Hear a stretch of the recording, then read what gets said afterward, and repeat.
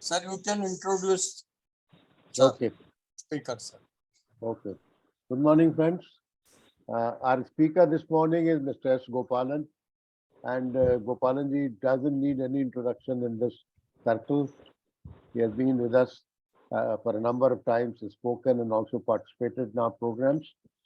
Only thing I can say about Mr. Gopalan is that he has been associated with the Valley School and Prestige Teachings for more than 4 decades. He has written a number of books on his insights, experiences of case teachings. So I'm very happy to welcome him once again this morning and want to thank him for uh, coming to our rescue and be with us today before the Indore Circle. And Mr. Gopalan is going to talk to us on information is not understanding, living is. I think the topic is very interesting and it says all. So we are really eager to hear Mr. Gopalan on this theme. Welcome, sir, and you can go ahead with your theme. Unmute yourself. Yeah, welcome. Thank you, Dubeji. As usual, I would like to be challenged on what I say.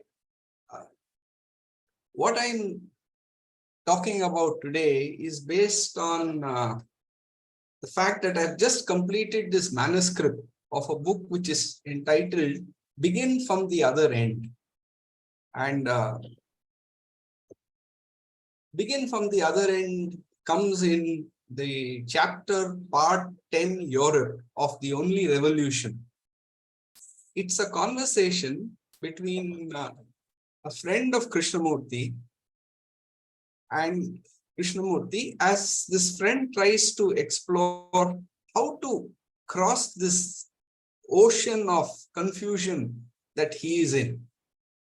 Now, this entire chapter is quite short. It's just about 2.5 pages. And through the entire discussion and conversation,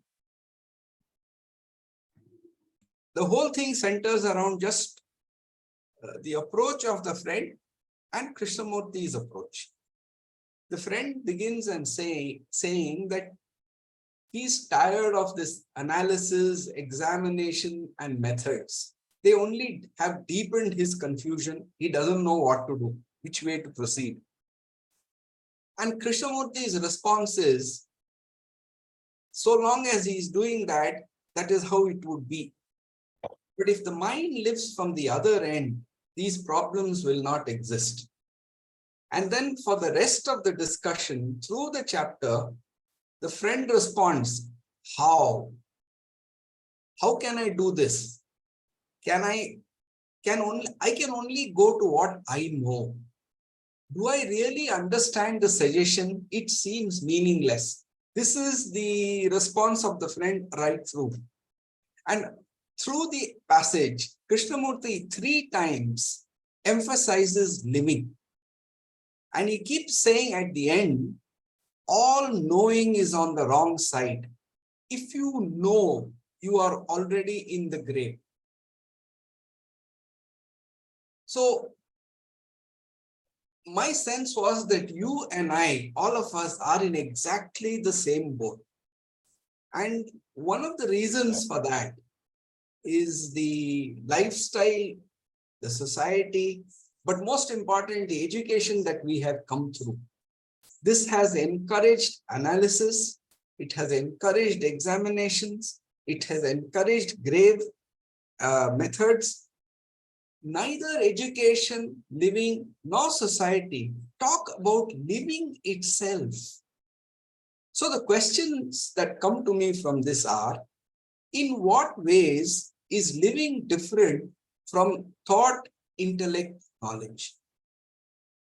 Second question is, can living be separated at all from thought, living, knowledge, from thought, intellect, and knowledge? In common experience, all the activities of a human being are inseparable from his thought and intellect. So then the question comes, what is the difference between analysis, examination, and methods and living itself?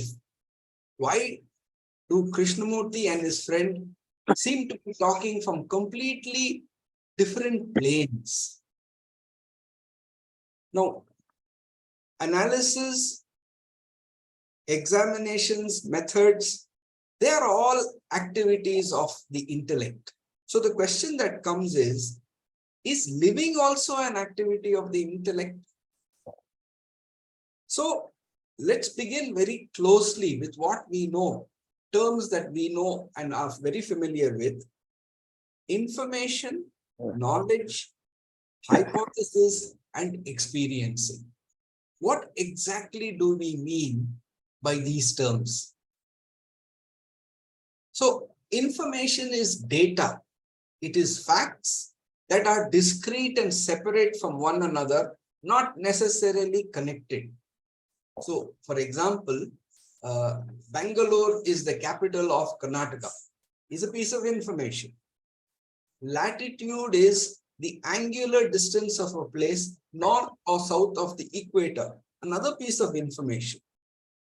Now, when information is associated, it becomes knowledge. So if we say Bangalore is the capital of Karnataka and its latitude is 13 degrees north, then both these pieces of information have got associated and they have become knowledge. The consequence of this knowledge is that there is a hypothesis, imagination, or a conclusion, which is an inseparable activity of the activity of thought. So when we say Bangalore is capital of Karnataka and its latitude is 13 degrees north, immediately our intellect says, therefore the climate of Bangalore must be tropical. We already have this information in the back of our mind. What is a tropical climate? We associate the knowledge that we have with this third piece of information and we make a conclusion that the climate of Bangalore is tropical. Now, generally, when we say experience, what we mean is the impression of that experience, of that event. Now, does that impression happen at the time of the event or is it after the event? So, is living then the act of experiencing even before the impression of it has been made? And the impression of that contact, that event, becomes what we call experience, which is part of our information and knowledge. Now, modern education for the last 100 years or so has more or less indoctrinated us to believe that the act of learning is accumulation of information and knowledge. Hence, the act of experiencing is not differentiated from the impression of that act which is recorded as information or knowledge. Now, in the construct of a school system or an education system, it is easier and faster to memorize the impressions of experience of others than to actually discover those things for them ourselves. And therefore, the rote system of education relies on the information which is based on experiences of others, but places very little emphasis on understanding and experiencing of the student himself. The essence of this experiencing, if we look at it very closely, is a perception that happens while the event is happening. So while an event is happening, the totality of the human being, his body, his brain, his mind, his layers of consciousness, everything is immersed in it. There is no knowledge or recognition of the separate elements when the event is happening. An instant later, thought arises and it tries to capture this impression and articulate about it. Now, when thought arises, this perception is clouded over and obscured. There is a simile that we can use to understand this entire process, and that is the simile of a clear pond on a windless day when you can see through the water and be able to see the pebbles and the sand at the bottom of the pond. If a stone is thrown into that water, it creates a splash, waves. The water is no more still. And in that movement of that water, the bottom of the pond is no more visible, but it hasn't disappeared anywhere. It is where it is. It has not moved. So, is it that our thought is ruffling the waters of living and therefore obscuring our perception? Is thought, intellect required at all to experience any event, that is to perceive any event? Or thought, intellect is only required to make an impression of it and recall it?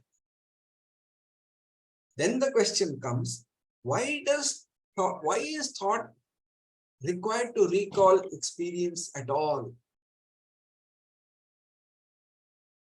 No, knowledge has its place.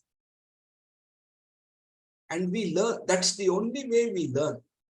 So we don't have to learn every time that you can be burnt by a fire. The knowledge of it happening once is useful, even for protection of the human being.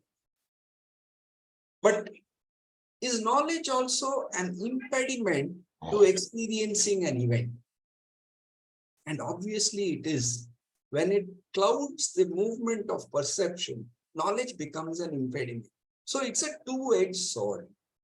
And the dynamic of it all is to be able to balance the use of this two-edged sword. Now, is it possible to balance these opposing movements? The usefulness of knowledge versus its interference with perception. This, it seems to me, is the challenge before human beings. And that is where holistic education and an appropriate upbringing of a human being has enormous importance and place to play. Now, we are able to see that human beings are essentially treated as commodities. The factory system sees a human being as a commodity, but it doesn't see the human being alone as a commodity. It sees everything in nature as a commodity to be used for its benefit and discarded when that use is over. Now, is it possible that a human being can treat everything in nature as a commodity and not treat the human being alone as a commodity? That doesn't happen. So that whole approach negates sensitivity towards anything outside of us and brings in this objective of utility. What use has this for me? That seems to be the underlying motive of entire human approach to living. So, at some point or the other, this existential question comes to a human being. What's the purpose of life at all? Knowledge can't answer that, but the question doesn't go away. And I think one of the things there that help or hinder is the cultural heritage in which a human being has been born and lived. So let me give two examples of this. The Indian tradition has always talked of the opportunity of human birth. It points out that human birth is very, very rare. The human birth is of extraordinary value because only the human being has an intellect which can discriminate. The human birth is the only route to break through this cycle of birth, death, next birth. And this is its primary purpose. And this is what it should be used for. If you look at Krishnamurti, there was a documentary produced called Challenge of Change. I think it was 1984. And at the end of that challenge, the question that Krishnamurti was asking was, if you see all this, why don't you change? Is that question any different from this traditional question of the human opportunity? No. Krishnamurti has also been misunderstood when it comes to his criticism of India and Indian culture. For example, particularly when it comes to these terms of tradition, belief, prayer, etc. He said in a talk, you mutter a lot of words, go to the temple, repeat some words which you call religious. Now, what an extraordinary weight of tradition the so-called spiritual leaders and saints have established in your minds. The Gita, the Upanishads, Shankara, and other interpreters of the Gita. These interpreters take their stand on the Gita and interpret, and you go on interpreting. And that interpretation you consider to be most extraordinary. And the one who interprets, you call a religious man. Right? But there are some other pieces from Krishnamurti which somewhere have not got highlighted. They are all part of the talks. But they haven't reached most of us. And here is a very interesting passage which Krishnamurti spoke in 1984 at the Rajghat talk. And he said, one of the strange things is, India is a very sad country, but there is always a smile. Haven't you noticed it? The poor smile. They are starving, they smile. No? And that is the miracle of this country. They are starving, downtrodden, no means of happiness. They are perpetually working. And yet, as you go by the street, especially in the country, they smile at you. This happens nowhere in the world. This is one of the great things of this country. Now, I don't know if you have come across this passage earlier, but it's not a criticism of India. It's pointing out to something that exists here, which doesn't exist elsewhere in the country. And we are in the middle of it. So the question that comes, why do the poor smile? And I would suggest, you can challenge me on this, I would suggest it's this cultural heritage, the legacy of it, in which they have been born in. Unconsciously, perhaps, through language and living, a lot of it has got inside. They may not be able to articulate it, but they have an intuitive understanding of this whole idea of karma, which is that you are the cause of whatever you have today. There is nobody else who is responsible for it. And you have to work out your causes. As you live today, so you are going to get the rewards tomorrow. Now, understanding the cause of a problem can help end the problem. And what is the root cause of problems seen with humans and human society? If we take that simile again of the clear pond, water in the pool and the bed of the sand and pebbles at the bottom always exist. They have always existed, they will always exist. It is the activity of thought intellect that obscures the bottom of the pond. So the problem is only the activity of thought intellect.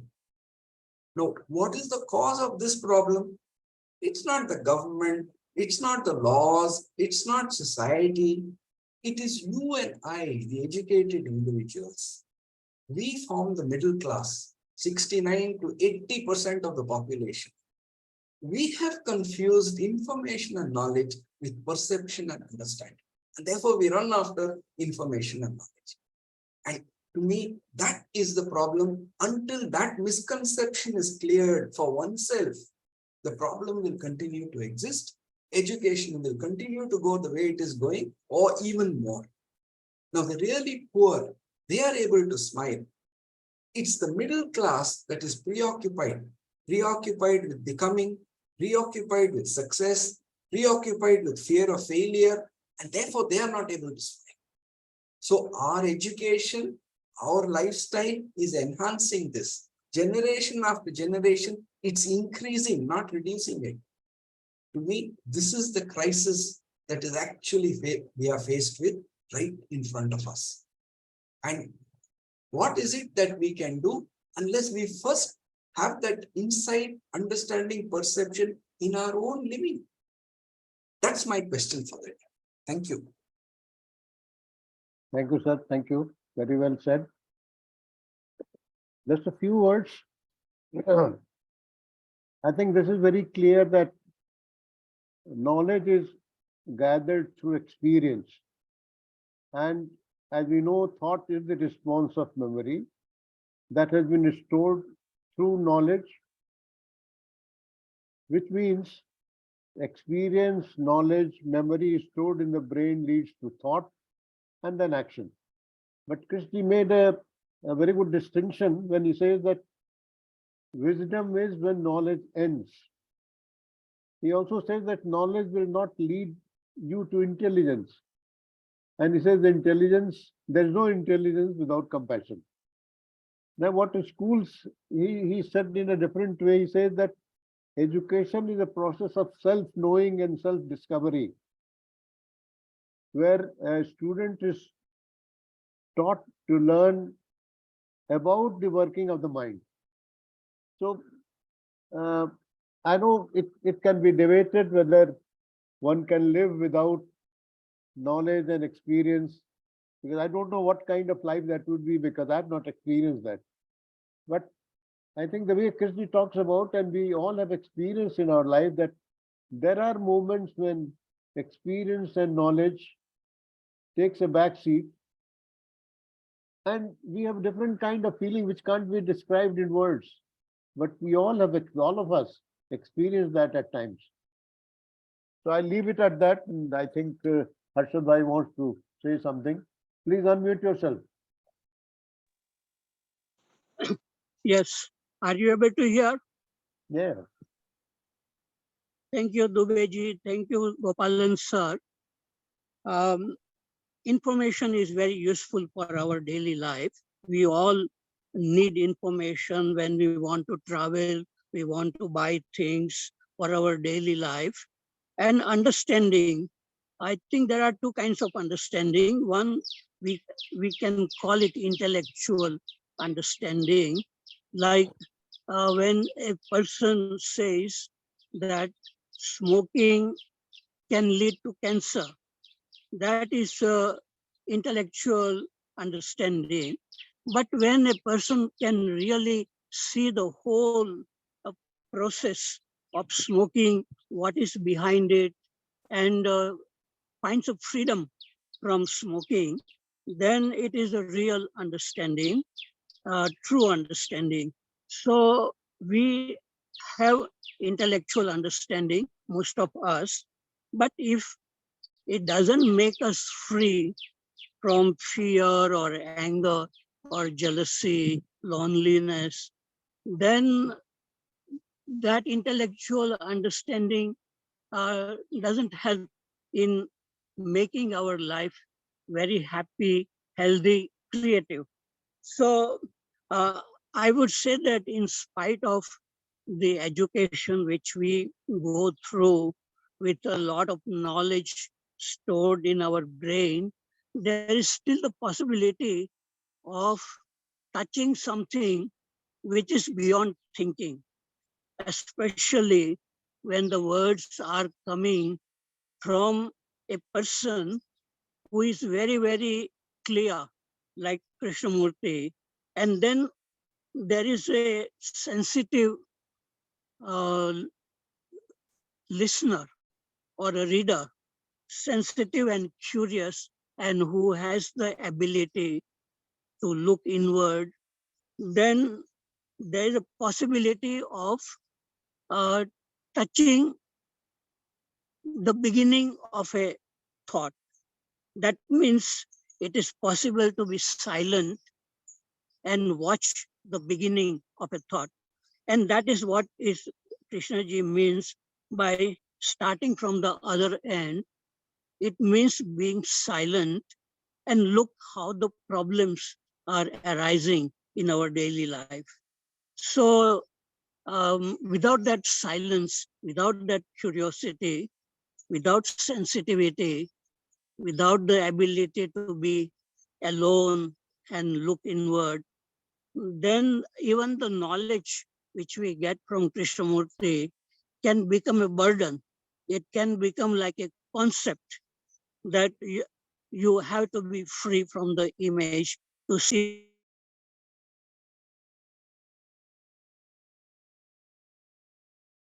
the reality. You are muted, Harshad bhai. Try to. I'm back. Yeah, you Okay. can carry. Okay. So what I am trying to say that in spite of our education, in spite of knowledge, there is a possibility of being silent and looking at whatever is unfolding in our mind with curiosity. And in that, there's a direct learning. And not then we don't need to read books by Krishnamurti or other people, because we can really see for ourselves what is happening moment by moment. And that is what Krishnaji calls choiceless, effortless awareness, ongoing effortless awareness. Okay, I have finished. Thank you. Thank you, Harshad bhai. Yes, Dinesh Waghmare.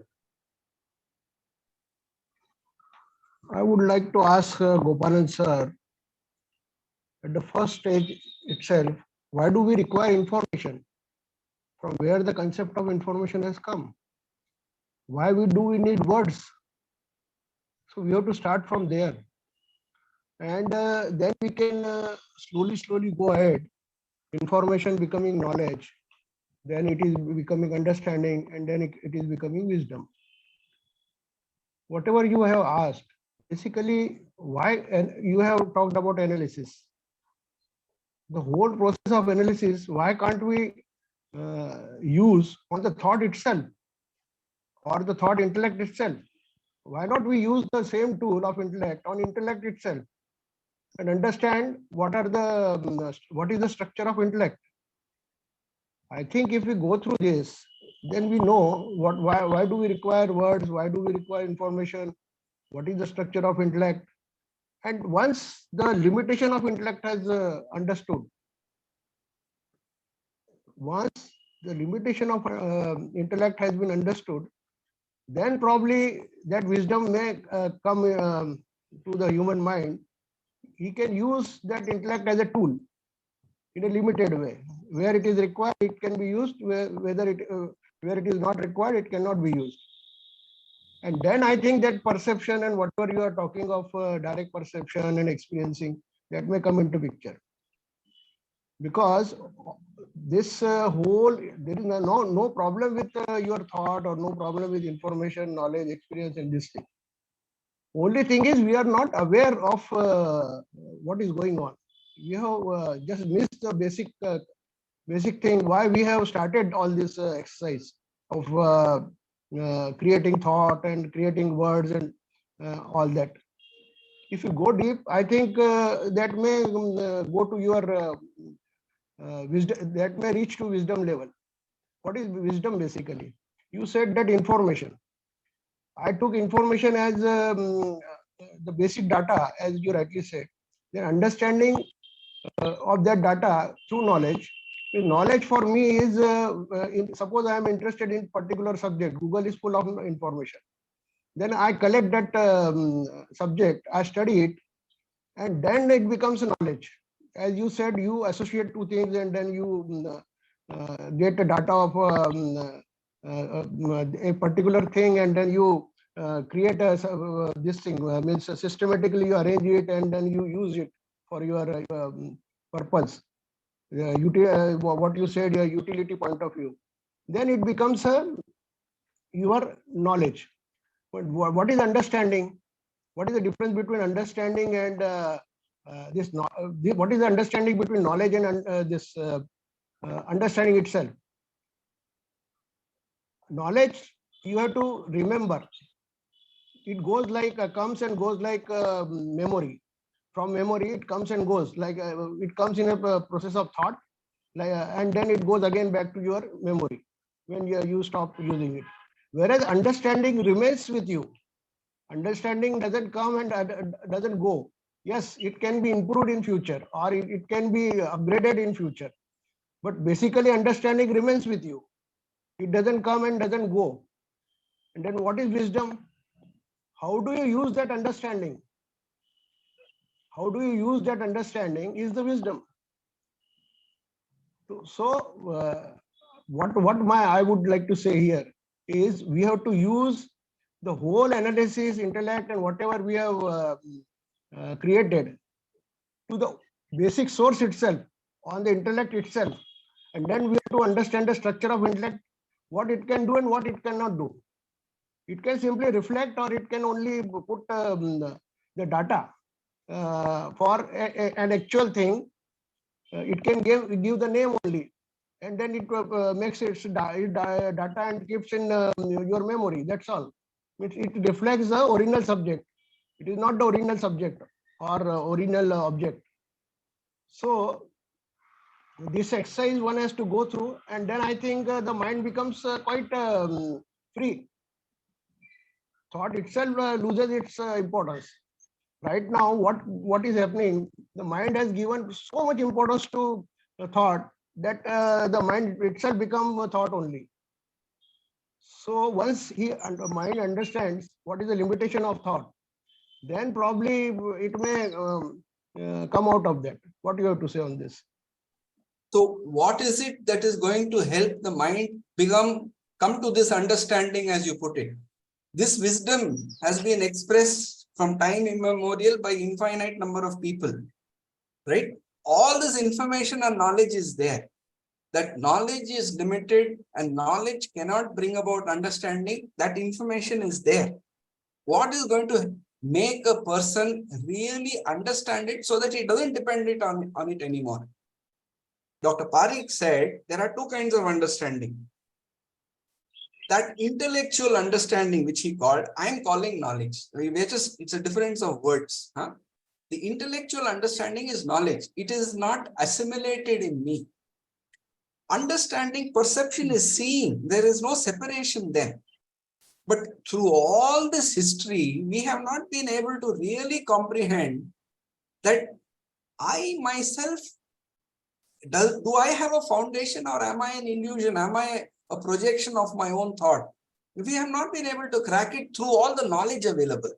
And that is why you have to discover. There is no other way. So my question is, if discovery is the only way of understanding, knowledge may help you discover, because human beings can have two kinds of experience. One is the actual physical experience where you go through everything. But a human being can also simulate something. That's the benefit of this abstract thinking capability which they have. They can simulate something, see where it will go, and drop it without having to go through. So for example, when you say that we know smoking is injurious to health, you don't actually have to smoke to understand that. You can see the consequences of it. But does it result in my dropping the smoking? No. So the emphasis again and again and again is on experiencing, and whether physically or virtually. And I am saying our entire education from the age of 2 doesn't emphasize this experiencing. It goes on saying it rewards you for reproducing information, not for experiencing. Experiencing takes much more effort, takes much more time. You can't run it on an assembly line and say in 10 years you should have experienced this. So The factory model doesn't work there. But are you and I prepared to drop out of the factory model? When I am not prepared to drop out of it, why will it change outside in the world? Thank you. Thank you, Gopalanji. We'll go to Durga ji now. Durga ji, please unmute yourself. Yeah.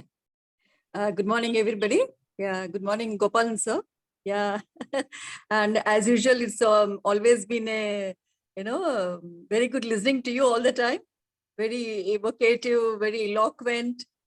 And you bring a lot of data, a lot of information and all that. So it's always interesting to listen to you. Yes, I also have to say a few things. I feel, first of all, sir, I would like to consider this Krishnaji's teaching.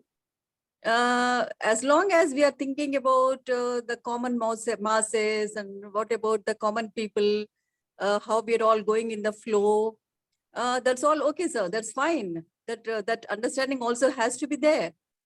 But till the time, it doesn't touch you personally. It doesn't touch you, take you deep into your heart. I think that's what Krishnaji's intention is also. So he makes you aware of a lot of things that are happening all around you.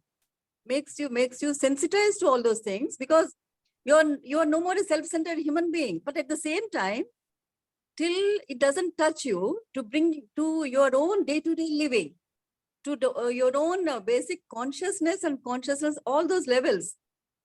I feel we won't understand what does he mean by living from the other side at all. Because all his effort is that way. And I think, sir, it's more about, he's not talking about the information as, I may be wrong, sir. It's more about the psychological structure of the human being. He's always, the stress is on that. It's not about the information that's so much easily available on Google. It's not about that. It is you as a human being, with greed, with violence, with anger, with the jealousy, with all that. Every human being is a mixture of all that, every given moment of time. Till the time we don't understand all those things. And apart from that, all those, the societal pressures, the tremendous societal pressures we live in, right from our childhood. And I think as the world is shrinking, as with the, blown up of this information technology, the challenges are becoming more and more. So unless and until one is not self-aware, one is not, that understanding doesn't go inside. It's all about, I feel, sir, it's about your inner structure, your psychological structure of the human being. And if at all the change has to happen, and if at all the person can affect the society the way he wants the society to be affected, it has to come from there. Any amount of, lectures, any amount of, you should be aware of this nature, all those things, all those books, we can get plenty in the markets. This, how children has to be environment friendly, this and that, all those things will be there, sir. If that can be imparted to anybody, anytime. But till the time that Krishnaji is much more deeper, much more vaster, till the time your core consciousness is not changed, it doesn't happen from there. So, and for that, tremendous energy needs to be required. And like, you mentioned in the beginning, sir, the one person who says, I have gone through all that, but now I am at loss. I feel when you're completely at loss, you're completely given up everything. I feel Krishnamurti begins from there, sir. There's the time you really pause, because that you allowed that to affect you. You are no more using all those words. You are no more in that analysis stage itself. You've gone to that stage because you've seen everything. Not for the sake of others, you have seen everything in your own life. And you have given up on everything. And I feel what Krishnaji's intention, what Krishnaji's teaching begins from there, sir. From there, you start observing others. From there, you start exploring your mind. Till the time we are not allowing it to affect us so much, because we are all the time lost in our own words, maybe lost in our own Krishnaji's words, these words, that words. Till the time it doesn't happen, I think our journey doesn't begin also, sir. That's what I have to say. And regarding Indian tradition and also, I feel Krishnaji has such a lot of praise. Yes, you said, I also read that quote, sir, where he said India is the only country where people You see, even the poorest of the poor, they have a smile on their face. That's a lovely quote I also read. And I have seen somewhere, sir, he said, the world's most sacred spiritual work has been done in India. So I have read extracts, from him. There's nowhere in the world a country like India. But only thing is, at the same time, he says, India lost all that. We have become mediocre, you know. So we don't have that much energy, that passion, and to understand anything. We are all fragmented, fractured. We all live in rudimentary pieces of information. That's what we are, sir. So that's all I have to say, sir. Thank you so much. Thank you. Yeah. Thank you. So what you said is absolutely right. But see, in 1980s, when the computers started coming to India, Krishnamurti pointed out, he had that prescience to point out that the computer is going to take away more and more of work from human beings. And what is the human going to do after that? Either he will go into inward inquiry or entertainment will take over. And we are seeing that. You are seeing that every day outside with children, grandchildren. You go in the metro, you find the continuous entertainment being offered on the mobile, right? We are seeing that. We see the impact this has. My question is, when I see that happening so easily, what am I doing about it? First in myself, and next in the immediate human being whom I come into touch with. Unless I again come back to this, if my life is empty, it needs to be filled with entertainment. Why am I not able to provide it the right kind of experiencing so that it doesn't need entertainment? See, entertainment only comes when I'm idle and I'm craving for something. So this idea that I can just sit quiet and do what I want and do what I choose to do, I think that's the wrong dream been sold to us, and we have swallowed it hook, line, and sinker.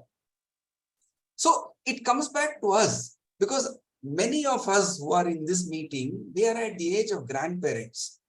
And if you look at your grandchildren today, you will see this is exactly what they're going through. And when that grandchild has to go to a school, somebody comes and says, you've been with Krishnamurti schools, can you recommend a school? We can't. Because every school is only demanding conformity to its assembly line format. There isn't a single school which says, let the child flower. It doesn't say that. So, and we think that's the system and there's no escape from the system. So we ourselves brainwash ourselves saying, if we don't conform to that system, how will there be livelihood? How will we do this? See, we are living in our world of ideation all the time. So change happens now, not at some time in the future. What is preventing us from changing? So unless the change happens first with me, I can't talk about change with somebody else. I can only say, this is what Krishnamurti said, this is what Ramana Maharshi said. We can go on quoting. That doesn't take us anywhere. Thank you. I think, Gopalan sir, even though we don't follow that in spirit, but all the Krishnamurti schools, one of the main, the vision is that the child must flower in goodness. And Krishnamurti was very emphatic on these values, if we can call it a value. But how do you quantify it? How do you measure it in a child? Those are the issues that Dinesh ji, please hold on your question for some more time. Have patience. We'll hear other people, then I'll come back to you. I'm reminded of a statement, Deepak Chopra, Dr. Deepak Chopra, some of you may know him. He has written a number of books. He lives in US. He's a medical doctor and a very famous motivational speaker. So he had come to Rajghat in early 80s. And he was narrating an anecdote which I want to share with all of you. He said that in 1980, Krishji was addressing a huge gathering in Madison Square Garden, New York City. And there was a gentleman, he was from a Protestant church, theologian, a father, and he got up and he said, the more I listen to you, I'm convinced that you are an atheist. So Krishna said, he was startled a bit, and then he said, sir, I used to be an atheist till I realized that I'm God. And he was not very happy with the answer. Then he got up again and said, are you denying the divinity of Jesus Christ? And Krishna said, no, sir, I never denied anybody their divinity. So I think it has lots of meaning in what he was saying. So I think one has to go beyond the words. This is what, and I think that as Gopalan sir has rightly said, if you just take what he's saying and stick to those words, those lines, it doesn't take you anywhere. You need to do some homework and see what is happening inside you. Unless you do that, it doesn't make much sense. I'll go to Dr. Pradeep Verma first, and then to Harshad Bhai, and then to Dinesh ji. Yes, Dr. Pradeep Verma.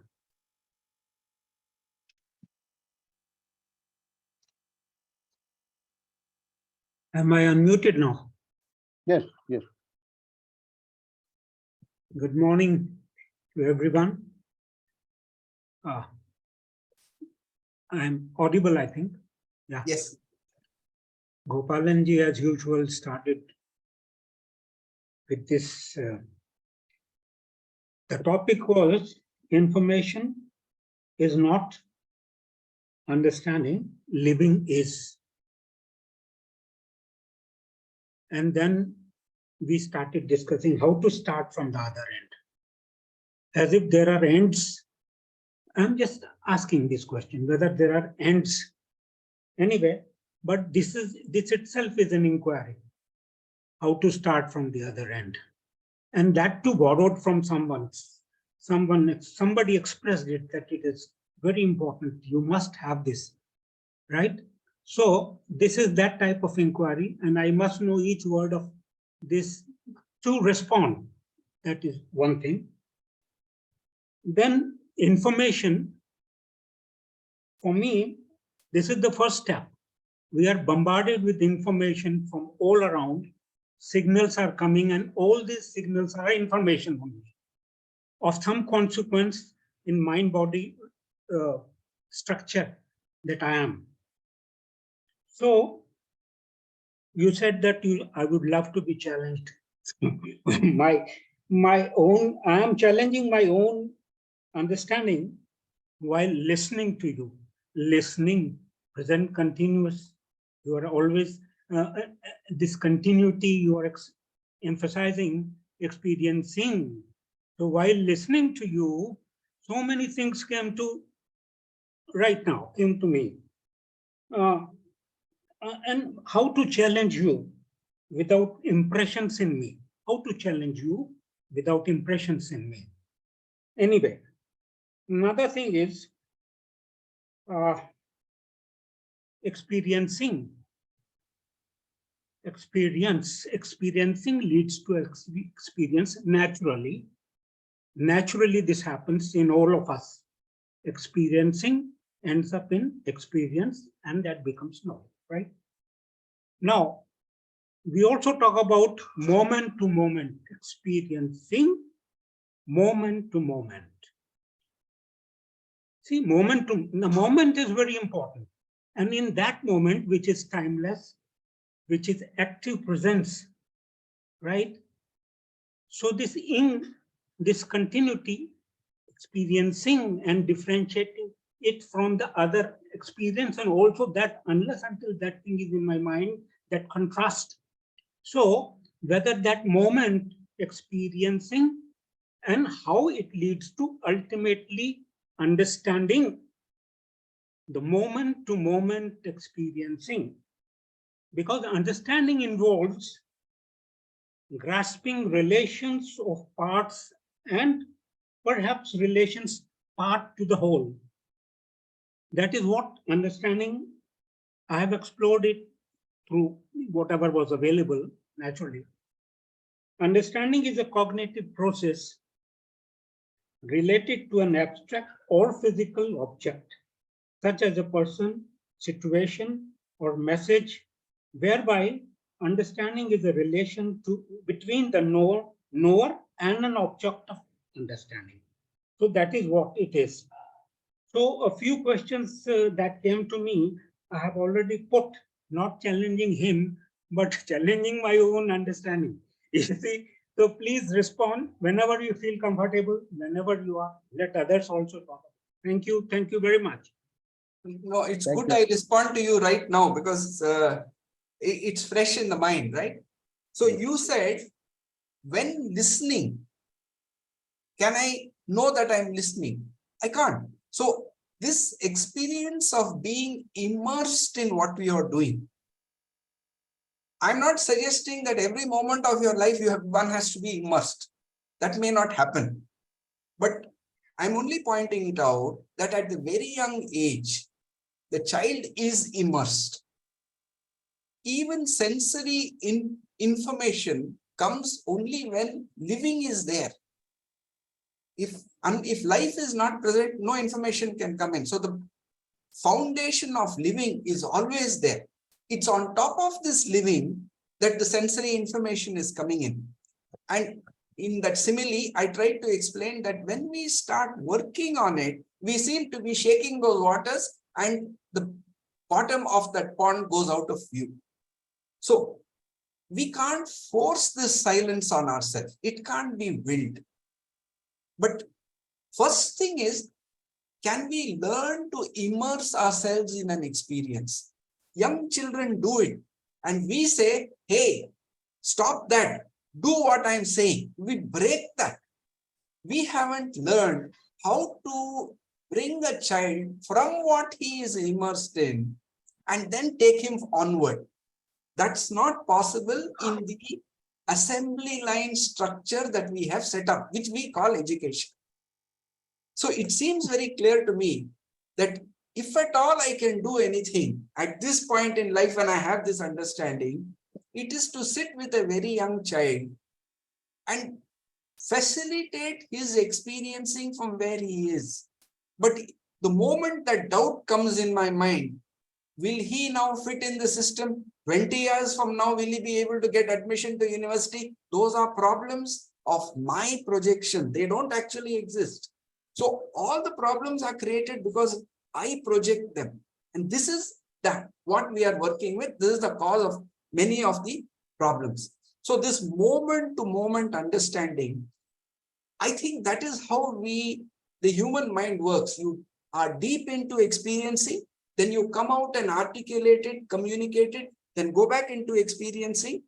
But it is not such an easy movement because that intellect starts wanting to control it. So first, to be able to even watch that the intellect wants to control, to be aware, and then to see why does it want to control? All these questions come in. The third thing you said is understanding knowledge and its associations. No, even theoretically, we know that there is no new knowledge. We are only rediscovering knowledge which already exists. So we are rediscovering associations, but the knowledge already exists. We are not creating any new knowledge. If we work with knowledge with that understanding, that it's our limitation, we are not creating new knowledge, knowledge already exists. We are only rediscovering. Then what we will do is we'll facilitate this movement of discovery all the time. And that's all we need to do. Just facilitate that every human being can discover for himself.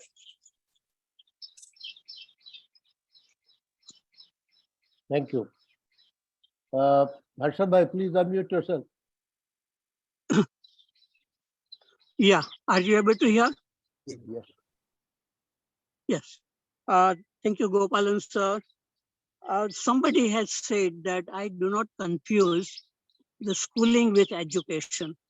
So schooling, everybody goes through learning various subjects, but some student who are sensitive, they can learn by asking questions to themselves. Like I have noticed that as a teacher, there are students, they do something which is not good, some mischief. They create some noise and then you tell them, please don't do that. But after few minutes, again, they do the same thing. That means they have really no sensitivity. But some students, when a teacher tells them, please don't do, the student feels very bad that the teacher is scolding me and I should not do anything which makes the teacher unhappy. So there are sensitive students, and they can learn from their own experience in the daily life. Like if they get angry or they have a fight, then a student is sensitive, will ask, is it really necessary to get angry and to fight?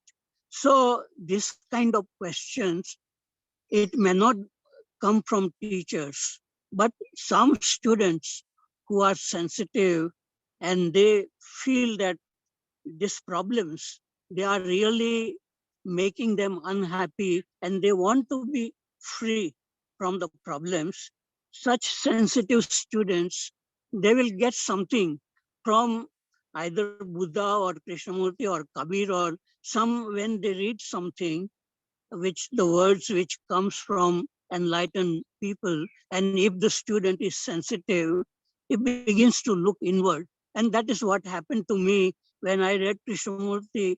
I begin to look at myself and said, yes, what Krishnamurti says, I can see it, that how our problems are coming from thinking.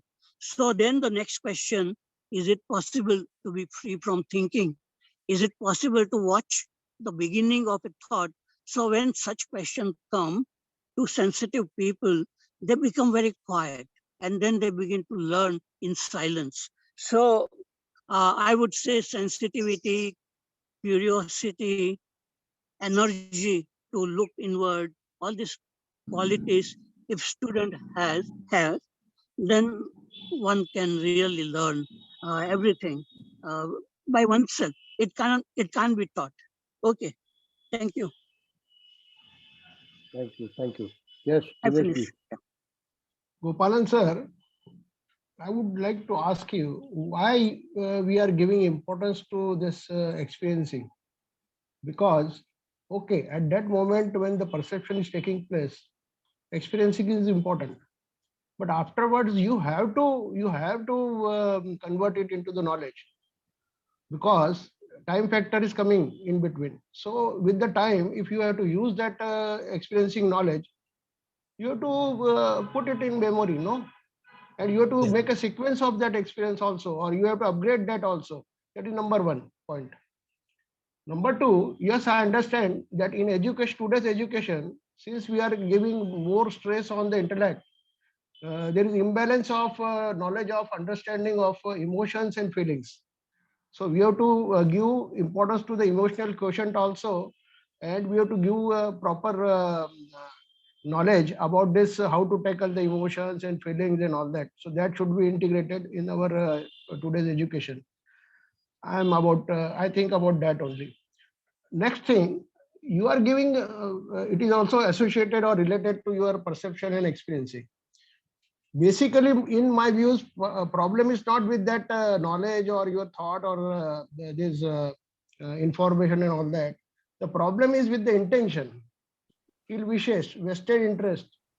So when you are giving too much stress on intellect and you are not giving any importance to your emotions and feelings and other good virtues, compassion and all that. So automatically the students are their mind setup is with that competitiveness and with the aggression and with all that.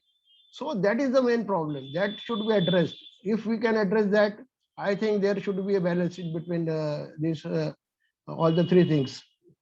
Next, whatever the example you have given, it's a basic thing which I wanted to indicate that the example you have given about the JK and JK's friends discussion.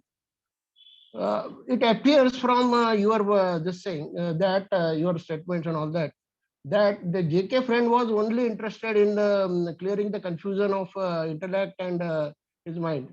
He was not at all interested in the other shore and whatever spirituality, etc.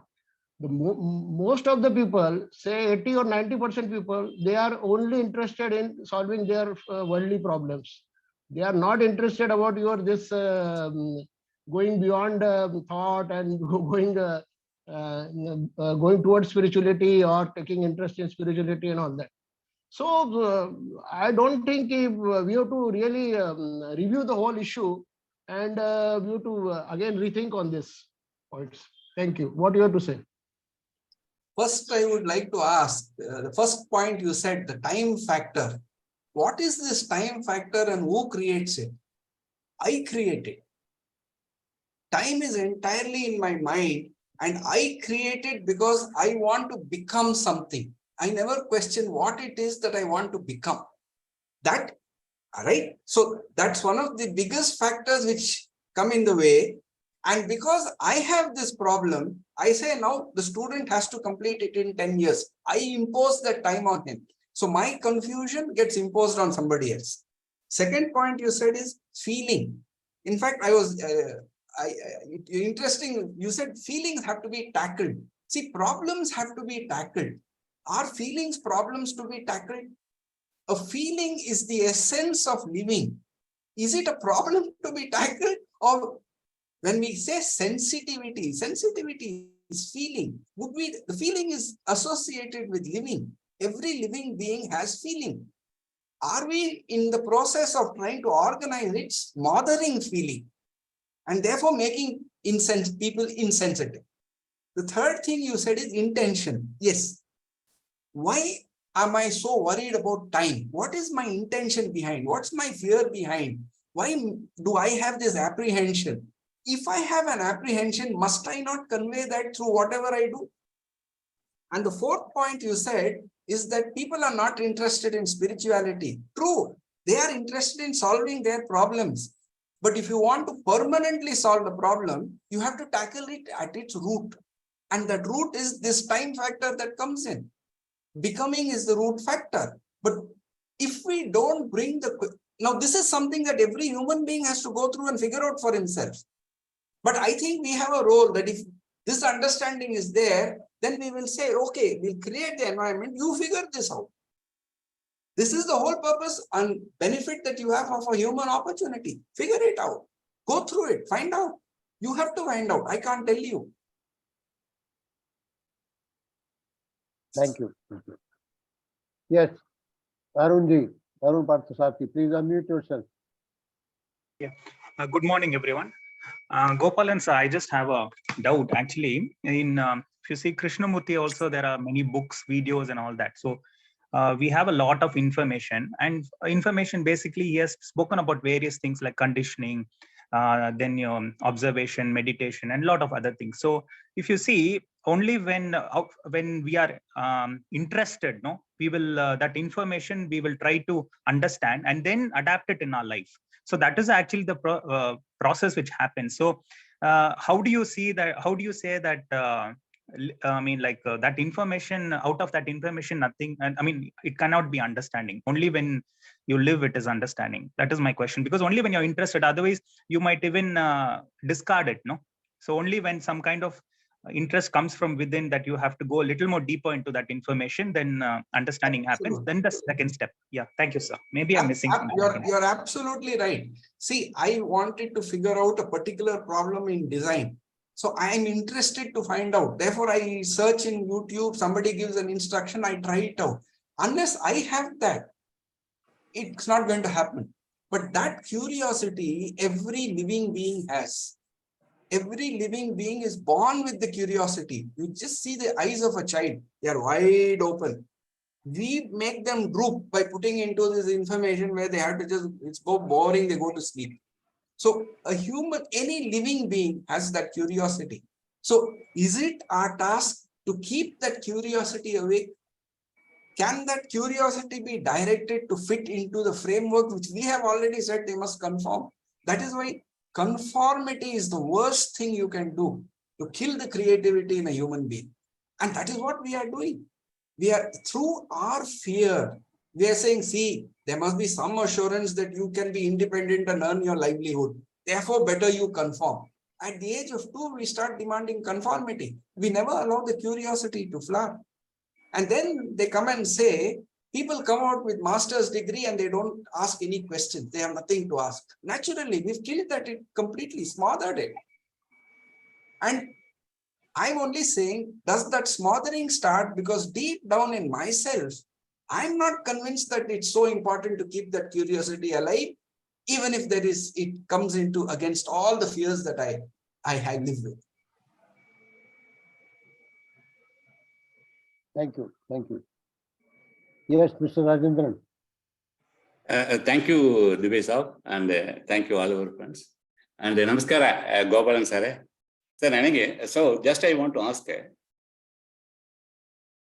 what is the experience? I am just listening to you.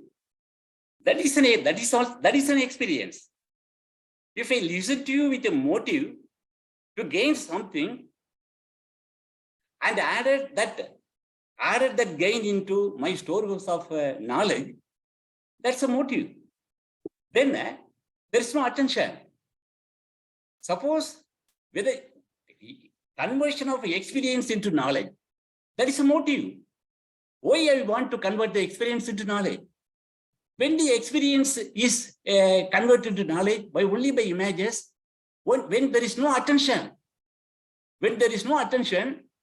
the thought intervenes, there is no attention.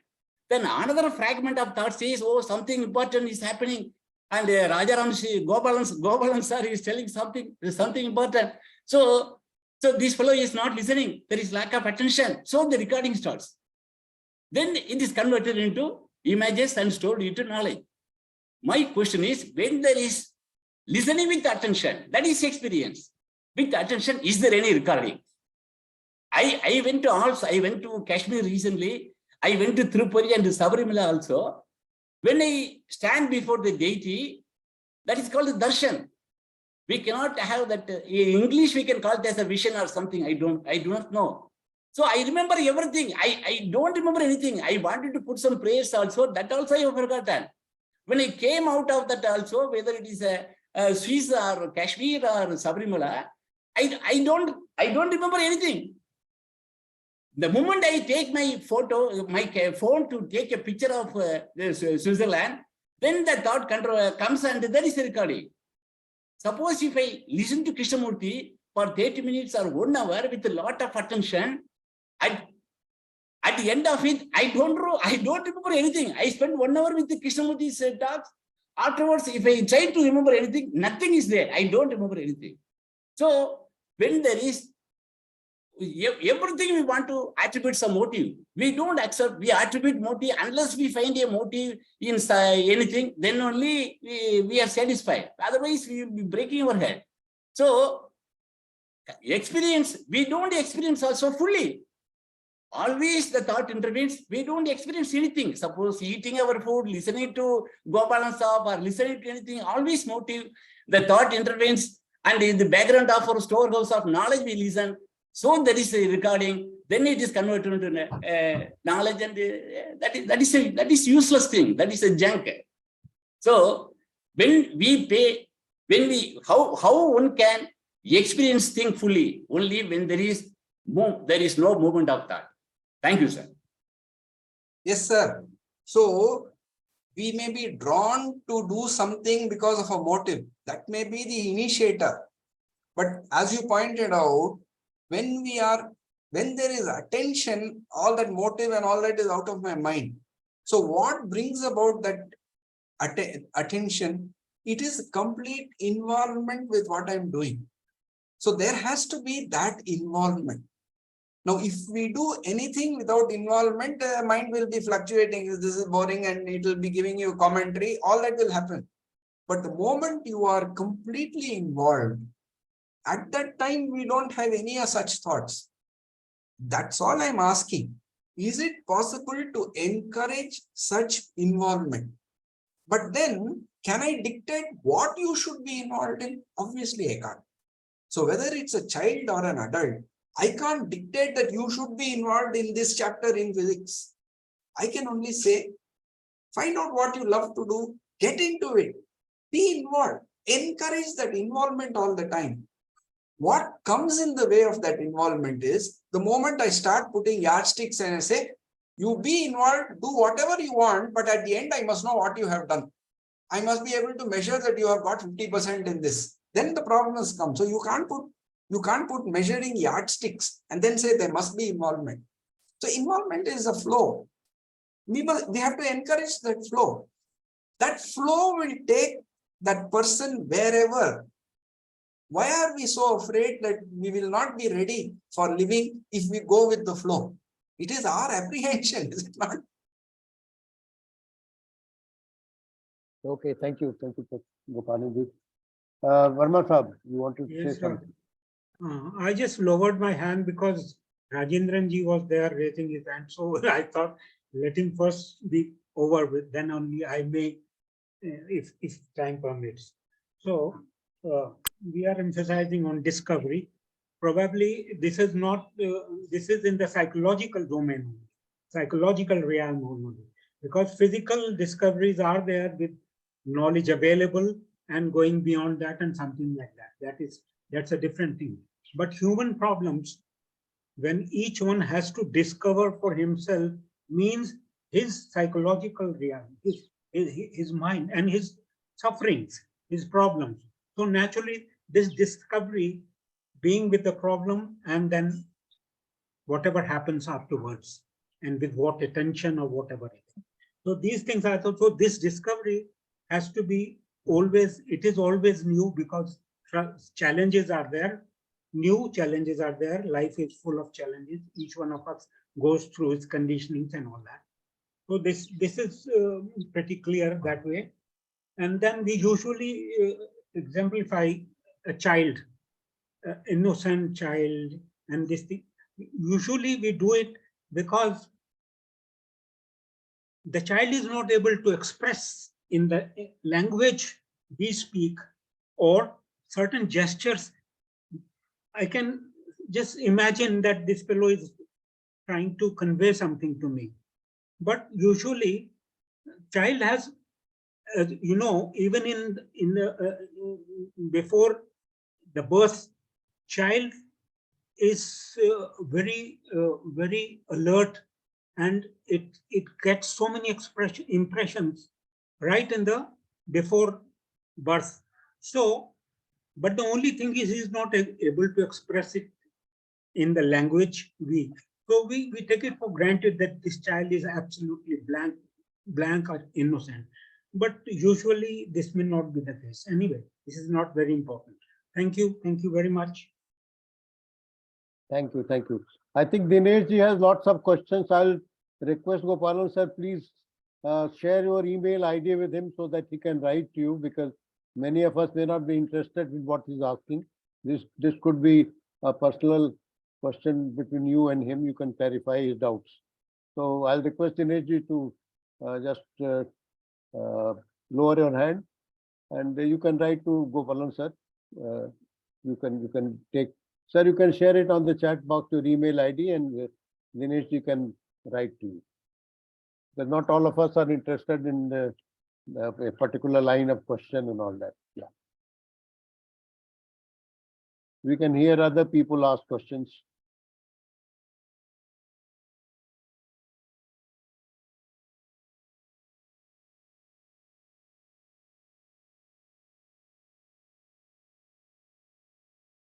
Dinesh ji, we don't have Sushil ji, we don't have any questions, so you want me to close the session now? Definitely, sir. Definitely. So You are we can, welcome to close. yeah. So we'll end the session now, and I want to make an announcement that next Sunday we have Mr. Pradeep Prakash, and he'll be talking to us. Let me see the. Sushil, you remember the theme of Pradeep ji's talk?